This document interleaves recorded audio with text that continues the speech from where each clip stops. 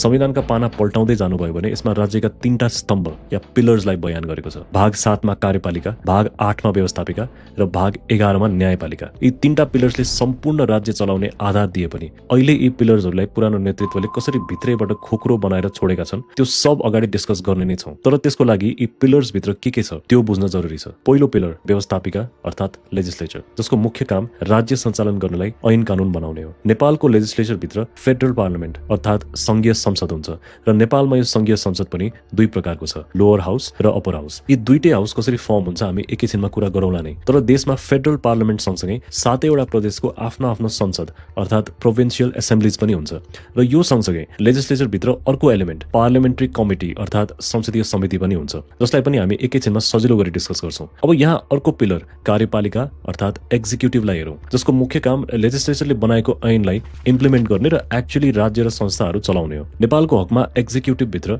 Head of the state अर्थात राष्ट्रपति, political executive अर्थात प्रधानमन्त्री र मन्त्रीहरू, कन्स्टिट्युसनल बडिज र कमिसन जस्तै अख्तियार, निर्वाचन आयोग, मानव अधिकार आयोग आदि हो, जसको लिस्ट यहाँ छ। त्यस्तै सरकारी प्रशासन जसमा मन्त्रालयहरू, विभागहरू, सरकारी कार्यालयहरू आदि पर्छन् र अन्य निकाय र प्राधिकरणलाई छुट्टै राखिन्छ, जस्तै विद्युत प्राधिकरण, दूरसञ्चार प्राधिकरण, राष्ट्र ब्याङ्क, युनिभर्सिटिज आदि। अब यहाँ छ तेस्रो पिलर न्यायपालिका अर्थात ज्युडिसियरी, जसको काम ऐन कानूनको व्याख्या गर्ने, संरक्षण गर्ने र न्याय दिलाउने हो। अर्थात यो पिलर त बाँकी दुई पिलरबाट स्वतन्त्र र निष्पक्ष हुनै पर्छ। तर यो पिलरलाई पनि बाँकी दुई पिलर जस्तै खोक्रो बनाउन पुरानो नेतृत्वले कुनै कसरत बाँकी राखेका छैनन्। यो सब कुरा भिडियोमा अगाडि आउँछ नै। अहिले त हामी सबै पिलर्स भित्रका संस्थाहरूलाई क्याटेगोराइज गर्दैछौँ। अब यो न्यायपालिका भित्र सर्वोच्च अदालत, उच्च अदालत, जिल्ला अदालत र विशेष अदालत हुन्छन् र एउटा खास किसिमको न्याय परिषद हुन्छ, जसमा यी सब व्यक्तिहरू रहने व्यवस्था संविधानको धारा 153 मा छ। राज्य सञ्चालन गर्नलाई यति धेरै संस्थाहरूको आवश्यकता हुन्छ भने पक्कै पनि यी संस्थाहरूमा वेल डिजर्भिङ व्यक्तिहरूले नै नेतृत्व गर्नुपर्ने हो। तर मैले अघि भने जस्तै पोलिटिकल भाइरसको बीज यति भित्रसम्म फैलिसकेको छ कि यी 3टा पिलर्सहरू निकै खोक्रो र जीर्ण भइसकेका छन् र यो पोलिटिकल भाइरसको बीजको सुरुवात हुन्छ इलेक्सनबाट। हुन त इलेक्सन प्रोसेसलाई हामीले अगाडि नै यो भिडियोमा डिस्कस गरिसकेका छौं, तर पनि सरसर्ती भन्दा नेपालमा हरेक 5-5 वर्षमा प्रतिनिधि सभा अर्थात संसदीय निर्वाचन हुन्छ। प्रतिनिधि सभालाई अंग्रेजीमा लोअर हाउस पनि भनिन्छ। यसका साथै अघि कुरा गरे जस्तै नेपालमा अर्को सदन अप्पर हाउस पनि छ। लोअर हाउस या प्रतिनिधि सभामा कुल 275 सिट्स हुन्छन्, जसलाई दुई तरिकामा विभाजन गरिएको हुन्छ। प्रत्यक्षतर्फ 165 सिट्स र समानुपातिकतर्फ 110 सिट्स। प्रत्यक्षको कुरा गर्दा देशलाई 165 वटा निर्वाचन क्षेत्रमा विभाजन गरिएको हुन्छ र हरेक निर्वाचन क्षेत्रबाट एउटा जनप्रतिनिधि चुनिन्छ। तर यता समानुपातिक प्रक्रिया अलिकति फरक छ। यो प्रक्रियामा पुरै देशलाई एउटा निर्वाचन क्षेत्र जसरी ट्रिट गरिन्छ र जनताले जुन पार्टीलाई जति भोट्स दिन्छन् त्यसलाई पर्सेन्टेजमा हिसाब गरेर समानुपातिक सिट्समा बाँडफाँड गरिन्छ, जसमा महिला, दलित, मधेसी आदि समुदायहरूबाट रिप्रेजेन्टेटिभ्सहरू पठाइन्छ र यहाँबाट टोटल 110 सिट्स बन्छ। अर्थात 110 र अघिको 165 गरेर 275 सदस्यको प्रतिनिधि सभा या संसद बन्छ। संसद बनिसकेपछि यसै संसदबाट केही सांसदहरू प्रधानमन्त्रीको क्यान्डिडेटको लागि नाम दर्ता गर्छन् र सदनको मेजोरिटीले जसलाई भोट दिन्छ उक्त क्यान्डिडेटलाई अन्ततः नेपालको प्रधानमन्त्री नियुक्त गरिन्छ र यो सब प्रोसेस नेपालको संविधानको धारा 76 मा डिफाइन गरेको छ। तर मैले अघि भने जस्तै समस्या त इलेक्सनबाटै सुरु हुन्छ। त्यो कसरी? हेर्नुस्, संसदको मुख्य काम ऐन कानून बारे गहिरो छलफल गर्ने, नयाँ ऐन बनाउने र संशोधन गर्ने हो। अर्थात ती व्यक्तिहरूले राज्य र राज्यका संस्थाहरूलाई गहिराईमा बुझेको, निष्पक्ष छवि भएको सुन्नुस् न, मामा लेख्नुहुन्छ तपाईहरु साथै के भइदिन्छ ल अब तला देखो अध्ययनशील व्यक्तिहरू नै संसदीय चुनावबाट चुनेर संसदमा जानुपर्ने हो। माननीय सभामुखज्यू, अब सुन्ने समयको सद्विवेक गरिहालौँ भनेर हजुर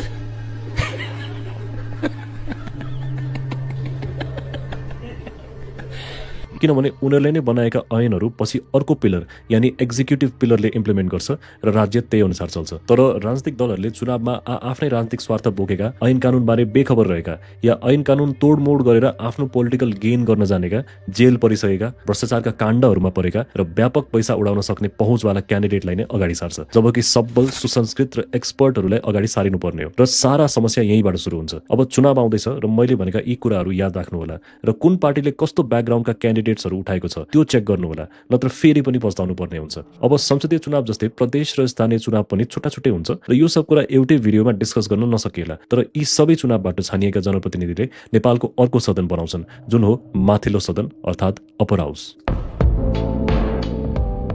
अर्थात् राष्ट्रिय सभामा कुल 59 मेम्बर्स हुन्छन्। त्यसमा पनि 56 जना एउटा विशेष इलेक्टोरल कलेजले चुज गर्छ, जसमा हरेक प्रदेशबाट 8 जना छानिन्छन्, अर्थात् 7 प्रदेश मल्टिप्लाइड बाइ 8 मेम्बर्स यानी कुल 56 जना। र यी मेम्बर्सहरू छान्नको लागि हरेक प्रदेशका प्रदेश सभा सांसद र लोकल लेभलका मेयर उपमेयरहरूले चुन्छन्। अब हामीलाई थाहा छ प्रदेश संसद र धेरैजसो मेयर उपमेयरहरू स्वतन्त्र निष्पक्ष सबैका हुँदैनन् र राजनीतिक स्वार्थ बोकेका हुन्छन्। डोन्ट गेट मी रङ, मैले सबै पार्टीका सबै मेम्बर्सलाई दोष लगाएको होइन। ती पार्टीभित्र पनि थुप्रै योग्य व्यक्तिहरू हुन सक्छन्, तर समग्रमा यस्तो बिरलै देखिन्छ।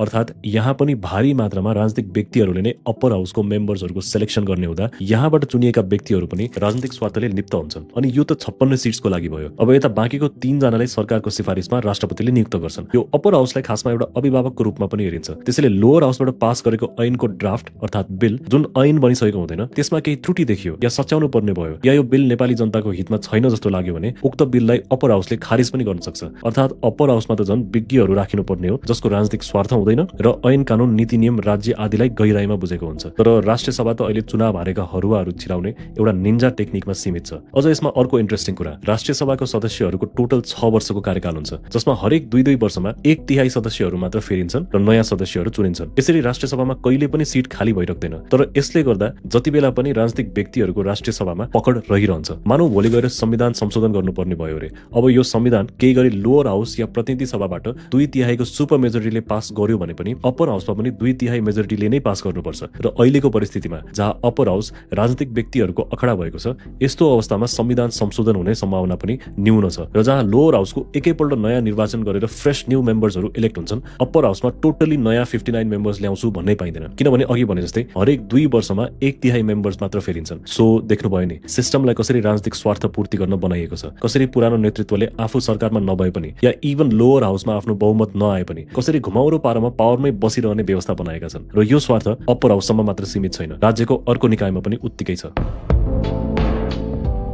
हामीले डिस्कस गरिसक्यौं लोअर हाउसमा कुल 275 सिट्स हुन्छ, अर्थात् यो आकारमा ठूलो छ। त्यसैले नयाँ नीति नियम ऐनबारे छलफल गर्दा बैठकमा समय सीमित हुन्छ र बहस प्राय राजनीतिक अभिव्यक्तिमा केन्द्रित हुन्छ। त्यसैले यो कुरालाई सल्भ गर्नको लागि पार्लियामेन्ट भित्रैबाट एउटा सानो कमिटी बनाइन्छ जसले नयाँ ऐन कानून बनाउँदा गहिरो, टेक्निकल र विस्तृत छलफल गर्छ। र यो कमिटीलाई पार्लियामेन्ट्री कमिटी अर्थात् संसदीय समिति भनिन्छ। अब यो समिति ती 275 सांसद मध्येबाट प्रोपोर्सनली चुनिएको एउटा सानो ग्रुप हो। अनि नियम अनुसार यस समितिको पनि 10 वटा विभिन्न उपसमिति हुन्छन् जसले सम्बन्धित नीति नियम बारे छलफल गर्छ। जस्तै राज्य व्यवस्था तथा सुशासन समिति सुन्नुभएको होला, त्यस्तै कानून न्याय तथा मानव अधिकार समिति, अर्थ समिति आदि इत्यादि। स्क्रिनमा यहाँ 10 वटा उपसमितिको नाम छ र यी उपसमितिहरूमा सम्बन्धित क्षेत्रका विज्ञहरूले राखिनुपर्ने त हो, तर चुनावमै दलहरूले राजनीतिक पृष्ठभूमिका व्यक्तिहरूलाई नै उम्मेदवार उठाएर तिनै व्यक्तिहरू निर्वाचित भएर आएपछि यस्ता समितिहरू लिड गर्ने पनि उस्तै मान्छेहरू हुन्छन्। यो आफै हेर्नुहोस्, अघिल्लो समितिका अध्यक्षहरू जस्तै यहाँ हाम्रो भाउजू आर्जु राणा हुनुहुन्छ, जो आफै साइकोलोजीको प्र्याक्टिसनर हो तर कृषि सहकारी तथा प्राकृतिक स्रोत समितिको अध्यक्ष हुनुहुन्थ्यो। यो कतिको जायज भयो? यदि यी पुरानो नेतृत्वले साँच्चीकै सुशासनका निम्ति लडेका थिए भने कम्तीमा पार्लियामेन्ट्री कमिटीमा सम्बन्धित विज्ञहरूलाई नै राख्न सक्थे होलान्। तर विडम्बना, यस्तो टेक्निकल ठाउँमा पनि भागबण्डाको खेल नै चल्छ। हाम्रै भाउजू मात्र होइन, यहाँ हुनुभएको सबै सो कल्ड विज्ञलाई योग्यताकै आधारमा नियुक्ति दिएको होला त त्यो तपाईँ आफै यो आर्टिकलमा हेर्नु होला। पार्लियामेन्ट्री कमिटी बाहेक एउटा विशेष समिति संसदीय सुनवाई समिति भन्ने पनि छ, जसमा लोअर हाउस र अप्पर हाउसका केही सांसदहरू हुन्छन्। यसको नाम याद गरिराख्नु होला।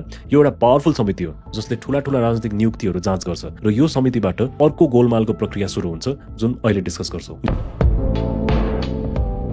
नेपालको संविधानको धारा 284 हेर्ने हो भने त्यहाँ संवैधानिक परिषद सम्बन्धी व्यवस्था बनिएको छ, जसले यो आयोगहरू जस्तै अख्तियार, निर्वाचन आयोग, मानव अधिकार आयोग, लोक सेवा आयोग आदि 13 वटा संवैधानिक आयोगका प्रमुख र पदाधिकारीहरूको चयन गर्छ। ध्यान दिनुस्, यी आयोगहरू हामीले अघि एक्जिक्युटिभ पिलर भित्र कन्स्टिट्युशनल बडिज र कमिसनमा कुरा गरेका थियौं। अब यी आयोगका प्रमुखहरूलाई चयन गर्ने एउटा संवैधानिक परिषद बनेको हुन्छ, जसमा प्रधानमन्त्री, प्रतिनिधि सभाको सभामुख, उपसभामुख, विपक्षी दलको नेता, राष्ट्रिय सभाको अध्यक्ष र प्रधान न्यायाधीश पनि रहने व्यवस्था छ। उदाहरणको लागि अख्तियार दुरुपयोग अनुसन्धान आयोगको अध्यक्ष या आयुक्तको नियुक्ति गर्नु पर्यो भने सबैभन्दा सुरुमा यो संवैधानिक परिषदले एउटा नाम सिफारिस गर्छ। सिफारिस गरेको यो व्यक्तिको नाम संसदीय सुनवाई समितिमा जान्छ र यदि यो समितिले अप्रुभ गर्यो भने यो नाम राष्ट्रपति समक्ष पुग्छ र राष्ट्रपतिले त्यो व्यक्तिलाई नियुक्त गर्छ। अब आफै विचार गर्नुहोस्, अख्तियार जस्तो संवेदनशील आयोगको अध्यक्षलाई संवैधानिक परिषद र संसदीय सुनवाई समितिले छान्दै गर्दा कतिको फ्री र फेयर तरिकाले छान्छन् होला, किनभने यी परिषद र समितिका व्यक्तिहरू आफै कतिपय भ्रष्टाचारका काण्डमा मुछिएका हुन सक्छन् र यी व्यक्तिहरूले कसरी निष्पक्ष नियुक्ति दिलाउन सक्लान् त्यो आफै सोच्नुहोस्। र एक्ज्याक्टली यही कारणले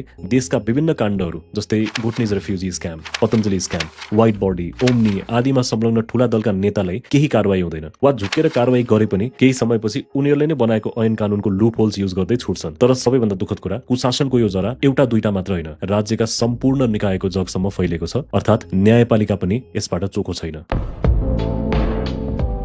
प्रधान न्यायाधीश अर्थात् चीफ जस्टिस सर्वोच्च अदालत या सुप्रिम कोर्टको सबैभन्दा ठूलो अधिकारी हो। हामीले अघि कुरा गरे जस्तै प्रधान न्यायाधीशलाई संवैधानिक परिषदले अर्थात् कन्स्टिट्युसनल काउन्सिलले सिफारिस गर्छ। सिफारिस गरिएको नाम अघि भनिए जस्तै संसदीय सुनवाई समितिमा जान्छ र यो समितिका सांसदहरूले सिफारिस भएका व्यक्तिको इमानदारी, स्वतन्त्रता, उनले पहिला लडेका केसेस आदिको बारेमा सोधपुछ गर्छन्। यदि समितिलाई उत्तर मन पर्यो भने राष्ट्रपति समक्ष यो नाम सिफारिस हुन्छ र त्यही सिफारिस अनुसार राष्ट्रपतिले नयाँ प्रधान न्यायाधीश नियुक्त गर्छन्। प्रधान न्यायाधीशको कार्यकाल 6 वर्षको हुन्छ र नियम अनुसार 65 वर्षको उमेर कटेको हुनु हुँदैन। उनको मुख्य काम अन्तर्गत सर्वोच्च अदालतमा आएका मुद्दाहरूमा अन्तिम निर्णय दिनु, अन्य न्यायाधीशहरूको नियुक्ति गरेर पद छुट्याउनु, संवैधानिक मुद्दाहरूको निर्णय र संरक्षण गर्नु आदि हो। अब यो संवैधानिक मुद्दाहरूको निर्णय गर्दा राजनीतिक दबाव र हस्तक्षेप नआउने भन्ने कुरै हुँदैन। तर प्रधान न्यायाधीश जस्तो गरिमामय पदमा बसेपछि उनको काम भनेकै स्वतन्त्र र निष्पक्ष हुनु हो। पार्टीगत स्वार्थ पूरा गर्ने निर्णय नगरी इन्फ्लुएन्स नहुनु हो। तर विडम्बना, न्यायपालिकामा पार्टीको इन्फ्लुएन्स छ भन्ने कुरा जग जाहेर छ। नहोस् पनि किन, उनीहरूकै संवैधानिक परिषद, उनीहरूकै संसदीय सुनवाई समिति, उनीहरूकै सिस्टम, उनीहरूकै ऐन कानून र ती कानूनमा उनीहरूले नै बनाएको लूप होल्स। अब मैले व्यक्तिलाई दोष दिएको होइन, तर अहिलेका हाम्रो प्रधान न्यायाधीशको निकटता नेपाली कांग्रेससँग छ भनेर विभिन्न आर्टिकल्सले दावी गर्छ। हुन त यो पदमा आइसकेपछि कुनै पनि राजनीतिक निकटता हुनु हुँदैन र म त्यही कुराको आश गर्छु। तर यसले सिस्टममा गम्भीर त्रुटि छ भन्ने प्रश्न देखाउँछ। इभन नेपाल बार काउन्सिल जसले कानून व्यवसायलाई नियमन गर्छ, त्यहाँको क्यान्डिडेट्सहरूको नाम हेर्नुभयो भने धेरै जसो कुनै न कुनै पार्टीमा आबद्ध नै छन्। केही वर्ष अगाडिको घटना हो, एकजना बार काउन्सिलको एडभोकेटले सुप्रिम कोर्टको जजलाई 2 करोड घुस मागेको अडियो टेप सार्वजनिक भएको थियो। 10 करोड़ का हराज मांगे होंगे अभी पता ना ठीक है जब जरा कोही त अब अफर बनायो भने बाइक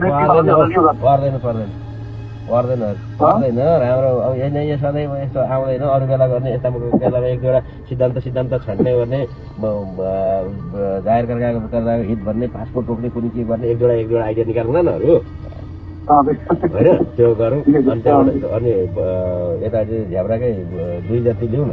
यो एउटा गम्भीर केस हो र यस्तोमा एडभोकेटलाई पदमुक्त गराउनु पर्ने थियो, तर नेपाल बार काउन्सिलले उनलाई टेम्परेरीली सस्पेन्ड गर्छ र मामलालाई सेलाउन दिन्छ। अब यस्तो केसमा उदाहरणको लागि प्रधान न्यायाधीशमाथि नै आरोप लाग्यो भने तब चाहिँ के हुन्छ? पहिला सुरु त प्रधान न्यायाधीश विरुद्ध महाअभियोगको प्रस्ताव संसदमा दर्ता हुन्छ। त्यस प्रस्ताव दर्ता गर्नको लागि प्रतिनिधि सभाका कुल सदस्यहरूको 1/4 सदस्यहरूले हस्ताक्षर गरेर प्रस्ताव दर्ता गर्नुपर्छ। महाअभियोगको प्रस्ताव दर्ता हुने बित्तिकै प्रधान न्यायाधीश अटोमेटिकली सस्पेन्ड हुन्छन् र अन्तिम निर्णय नआउन्जेलसम्म उनले आफ्नो पदको काम गर्न पाउँदैनन्। यता प्रतिनिधि सभाले उल्लेखित आरोपहरूको छानबिन सुरु गर्छ। छानबिन पश्चात महाअभियोगको प्रस्ताव स्वीकृत गर्न कुल प्रतिनिधि सभाको सदस्य मध्ये 2/3 बहुमत आयो भने प्रधान न्यायाधीशलाई पदबाट हटाइन्छ। बट अगेन, यदि संसद उनीहरूकै कन्ट्रोलमा छ भने महाअभियोगको प्रस्ताव स्वीकृत नै हुँदैन। गजब छ।